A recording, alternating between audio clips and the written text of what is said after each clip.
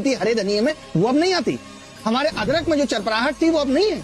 लेकिन आप अमेरिका जाएंगे, आप यूरोप जाएंगे, आप देखेंगे वहां का अदरक और वहां का धनिया अभी भी वैसा ही है।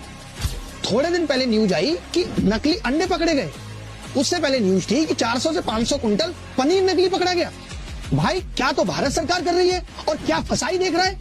आदमी क्या सांस ले, क्या पानी पिए, क्या खाए, यहाँ पग पग पे सोचना है। और हम कहते हैं हम विकसित भारत की तरफ बढ़ रहे हैं। मुझे ऐसा लगता है कि हम अविकसित और असभ्य भारत की तरफ बढ़ रहे हैं, जहां हम समोसे की रेडी लगाने को, रेलवे स्टेशन पे कुली बनने को रोजगार कहते हैं। अगर ये रोजगार है तो ये विकसित देशों में तो नहीं है। ये रोजगार विकसित देशों में तो नहीं है कि होटल के रिसेप्शन से आपको कंबल खुद उठा के अपने रूम तक जाना है। अगर ये रोजगार है तो, और हम कह रहे हैं हम विकसित होने की राह पे हैं। किस एंगल से विकसित होने की राह पे? जहां पे जो किताबें मेरे पिताजी ने पढ़ी वो मैं पढ़ रहा हूं, और जो मैंने पढ़ी वो मेरा बेटा पढ़ेगा। ये हम एजुकेशन सिस्टम को अपडेट कर पाए।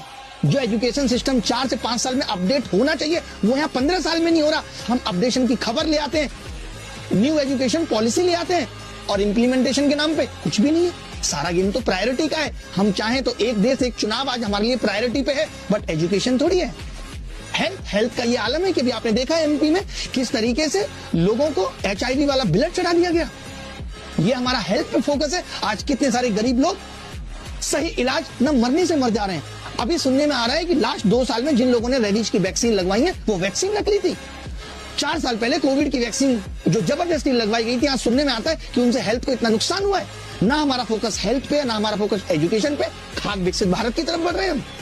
भाई मुझे इस देश से प्यार है, इसीलिए मैं ये सवाल कर रहा हूं, और इसीलिए ये बात मैं जिम्मेदार लोगों से पूछ रहा हूं, और आपके कानों तक भी पहुंचना चाहता हूं कि आप भी इस वादे पे एकदम भरोसा मत रखिए कि 2047 में विकसित हो जाएगा भारत। क्योंकि जो आदमी ये बात कह रहा है वो 2047 में नहीं होगा। आप किससे सवाल पूछोगे उस वक्त, उससे अभी पूछो। अगर मैं चंडीगढ़ के रास्ते पे हूं तो 1 घंटे के बाद अगर मैं सोनीपत और अगले 1 घंटे में मैं करनाल नहीं पहुंच रहा हूं, इसका मतलब मैं चंडीगढ़ कभी नहीं पहुंचूंगा, क्योंकि मैं उस रास्ते पे ही नहीं।